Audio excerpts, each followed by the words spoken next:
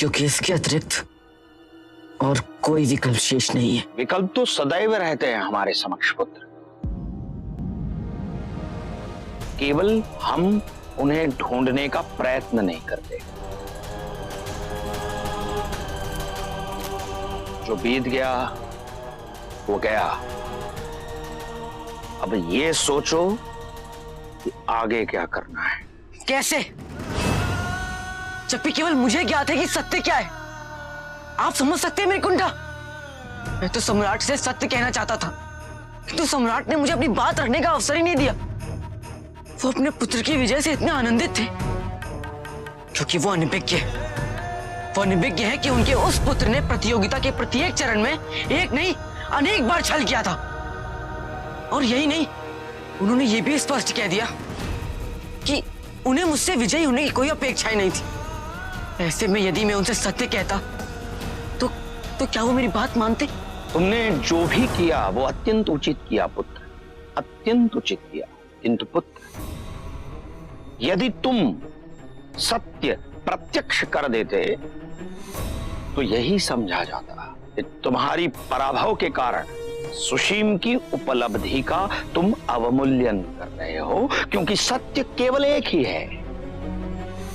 सुशीम विजयी हुआ है।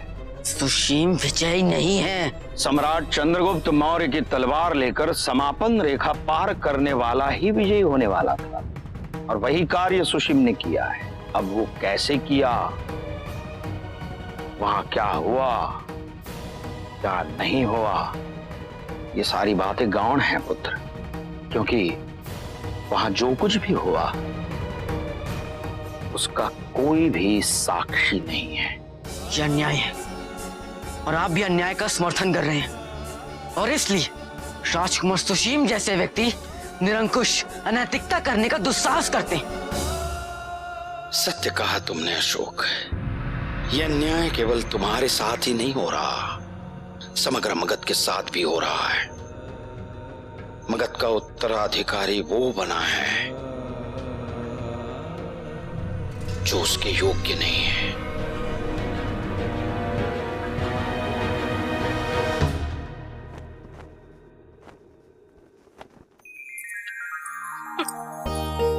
अद्भुत महारानी चारुमित्रा, विजयी पुत्र की माँ आज लगातार विजयी हो रही है। सत्य कहा रानी सुप्रेसी, पुत्र की विजय माँ की विजय होती है और पराजित पुत्र की माँ पराजित। रानी नूर, हम तो महारानी चारुमित्रा को पराजित करने में असमर्थ रहे। क्यों ना आप ही यहाँ आकर ये प्रयास करें? हमारी इच्छा नहीं है खेलने की। इच्छा नहीं या विजयी होने का साहस नहीं रानी नूर। जय और पराजय को स्थायी समझ लेना मूर्खता है, और एक अच्छा खिलाड़ी बहुत अच्छे से जानता है कि खेल में बाजी कभी भी पलट सकती है। लेकिन ये बात सिर्फ एक अच्छा खिलाड़ी ही जानता है। प्रतियोगिता समाप्त हो गई, किंतु अभी भी प्रतीत होता है कि अभी भी प्रतिस्पर्धा चल रही है। जो गौरव इतने वर्षों से हमें प्राप्त था राजमाता होने का, उसका अनुभव कल से तुम्हारा भी होगा चारुमित्रा। एक महत्वपूर्ण घोषणा करने आए हैं हम। जस्टिन हमारी इकलौती संतान है, इसलिए हमने ये सोचा है कि ये विवाह यूनानी परंपरा के अनुसार किया जाएगा, और हम चाहेंगे कि सारी रानियां इसमें सम्मिलित हों। अवश्य राजमाता। राजकुमार जस्टिन और राजकुमारी अग्निशिखा के विवाह से हम सब अत्यंत प्रसन्न हैं। हम सब अवश्य सम्मिलित होंगे, और इस बार कोई भी दुर्घटना नहीं होनी चाहिए।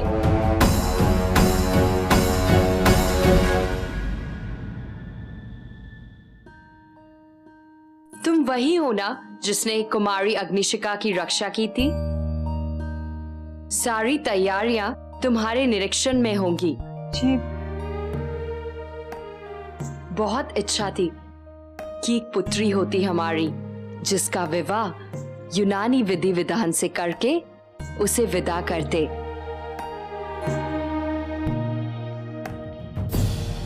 हमें आशा है कि तुम वधू की मां की भूमिका निभाने का सौभाग्य प्रदान करोगी हमें।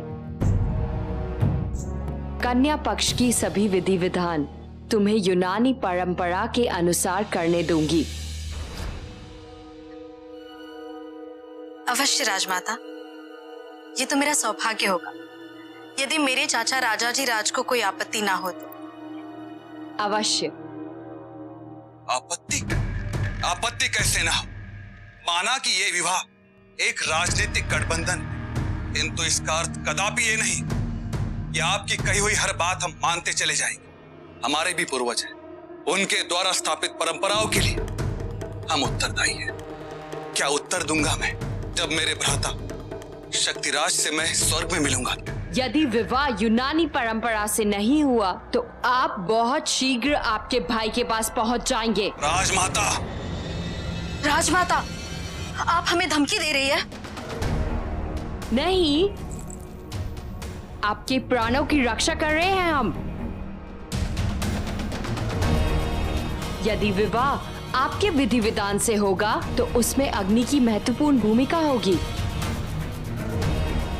लक्ष्य के निर्मित उस नए भवन में यदि अग्नि एक कण भी लगा, पूरा भवन भस्म हो जाएगा। हमारी सारी योजना धरी की धरी रह जाएगी।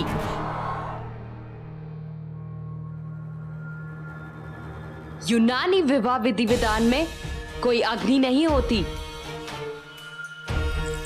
क्योंकि हमारे इकलौते पुत्र का विवाह है। किसी को हमारे निर्णय से ना आपत्ति होगी ना कोई संदेह।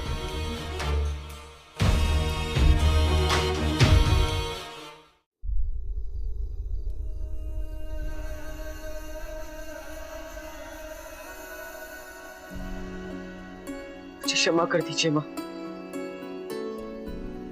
मेरे कारण आपको कितने कष्ट उठाने पड़े।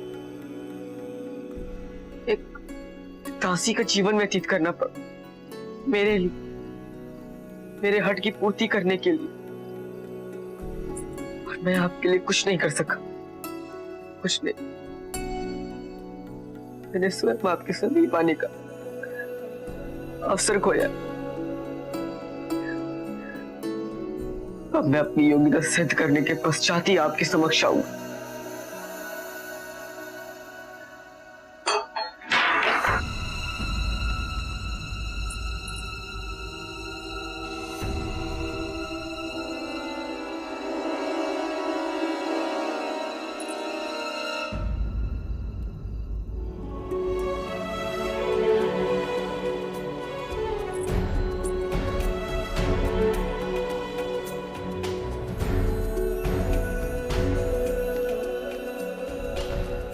क्रोधित क्यों ना हूं मैं?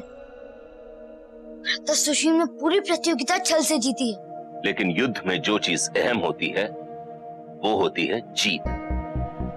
कोई कैसे जीते कैसे नहीं जीते इसकी कोई अहमियत नहीं होती। लेकिन तुम अपना दिल छोटा मत करो। सुशील उत्तराधिकारी है तो क्या हुआ, सेना तुम्हारे नेतृत्व में हो गई, तुम सेना नायक बनोगे।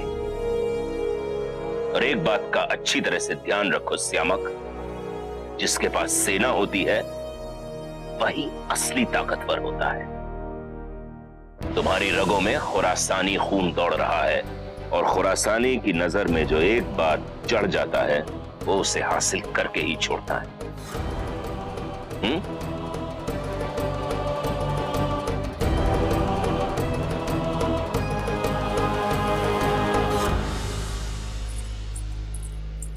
आचार्य, इतना कुछ हुआ, इतना कुछ हो रहा है।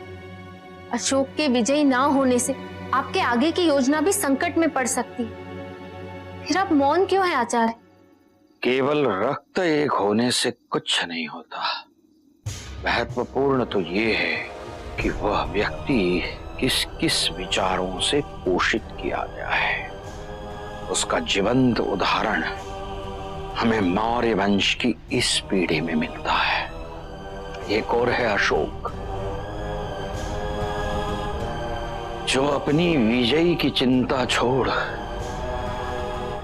प्रतिद्वंद्वी के प्राणों की रक्षा की चिंता करता है, और विजयी होते हुए भी पराजित इसलिए होता है क्योंकि वो अपने विजयी लक्ष्य से भी उच्च स्थान देता है मानवता को। अशोक विजयी इसलिए होना चाहता था क्योंकि वो अपनी मातृभूमि का गौरव बढ़ाना चाहता था, अपनी मातृभूमि की हर माता का सम्मान करना चाहता था। दूसरी ओर है सियामक, वह में छोटा, मन से भला, किंतु अपनी माता नूर और अपने नाना मीर खुरासन की आकांक्षाओं से बोझिल। उनकी दृष्टि में स्थान प्राप्ति के लिए वो स्वयं को नष्ट करता जाएगा। और तीसरा है सुशील, अत्यंत स्वार्थी, अहंकारी, अनैतिक और मिथ्याभिमानी। उसकी माता की स्वार्थी आकांक्षाओं की पूर्ति के लिए वो मगध के सिंहासन पर बैठना चाहता है। यदि सुशील मगध के सिंहासन पर बैठेगा और मगध का उत्तराधिकारी बनेगा तो वह दिन मगध के प्रकाशमय इतिहास का अंधकार होगा।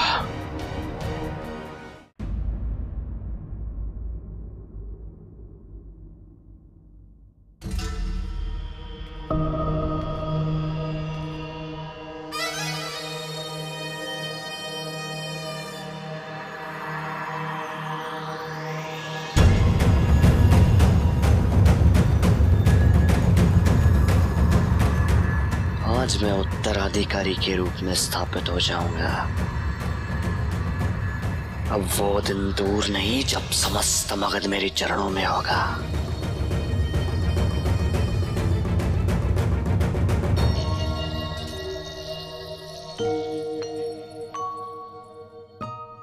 इस दिन की प्रतीक्षा में कितने वर्ष बिताए हैं मैंने, कितने कष्ट उठाए हैं मैंने। मुझे तुम पे गर्व है।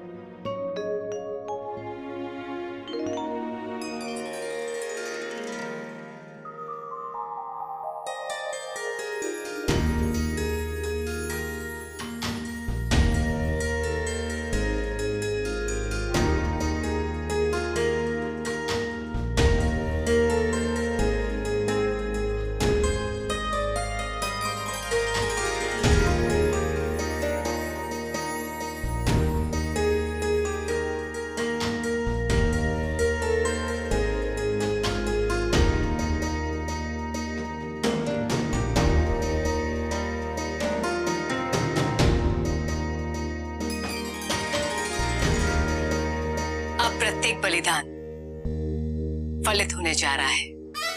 एक बार उस मुकुट को मेरे शीश पे आने तो दीजिए। मैं समस्त संसार को दिखा दूंगा कि किसी में भी मुझे पराजित करने का सामर्थ्य नहीं है। अब हमारे अच्छे दिनों का आरंभ है। और मां, इस शक्ति की अनुभूति आपको और मुझे अभी हो रही है।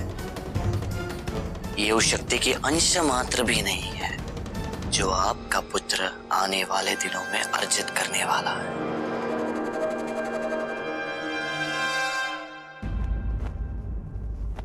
महान सम्राट चंद्रगुप्त मौर्य के पुत्र सम्राट बिंदुसार और महारानी चारुमित्रा के पुत्र राजकुमार सुशिम पधार रहे हैं।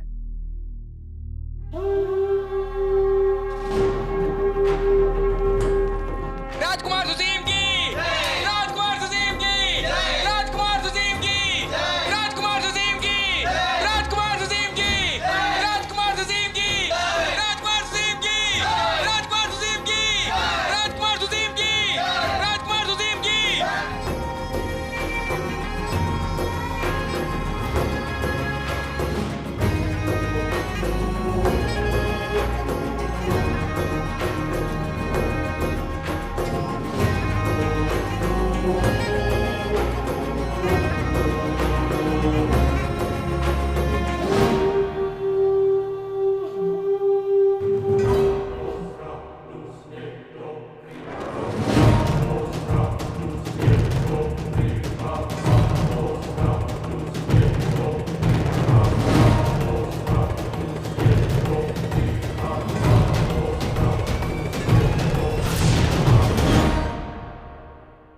भैया सुशील तो पधार चुके हैं, लेकिन यामक भैया कहाँ रह गए? वो आहत हुए हैं ना, संभवतः उसी कारण उन्हें विलंब हो रहा है। सम्राट, समारोह आरंभ करने की अनुमति दीजिए। किंतु आचार्य चाणक्य अभी तक नहीं पधारे, हमें उनकी प्रतीक्षा करनी चाहिए। दूर चाणक्य सदैव बाधा ही बनता रहा है मेरे लिए। इतना बड़ा बोझ है मगध पर, एक बार सम्राट बन जाऊं फिर इसकी भी व्यवस्था कर दूंगा।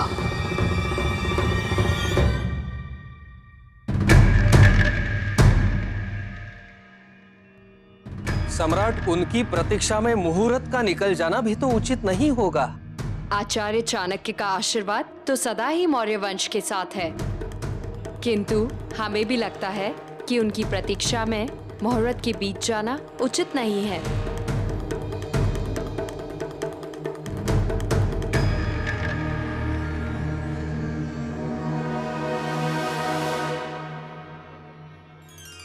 आई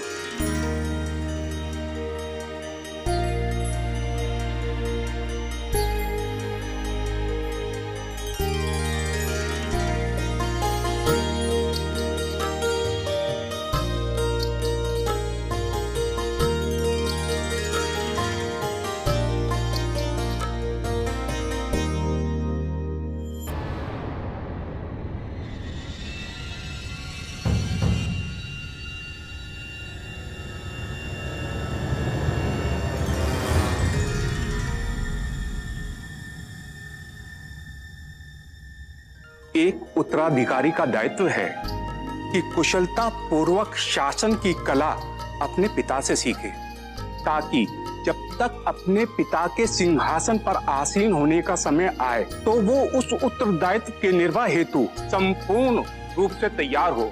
मगध के हित में ही आप अपना हित समझिए। मेरा आशीष आपके साथ है युवराज। उत्तराधिकारी का आसन आपकी प्रतीक्षा कर रहा है।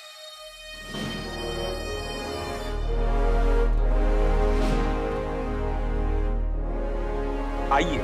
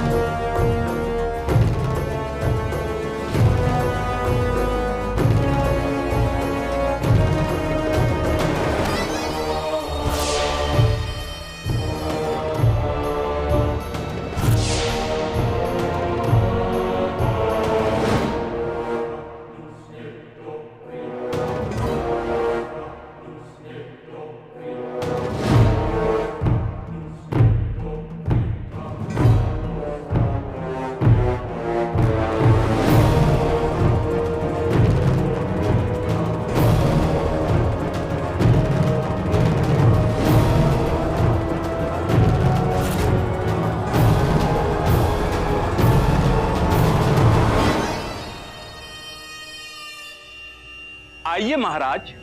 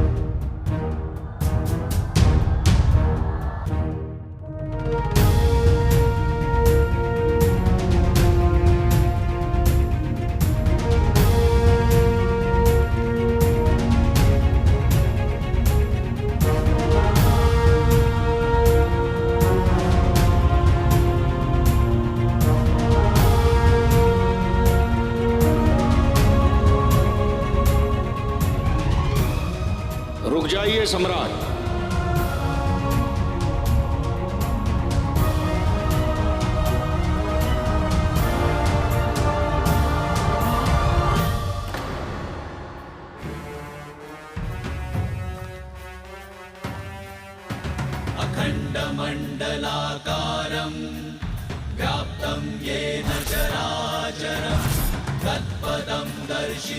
येन तस्मै श्री गुरवे नमः।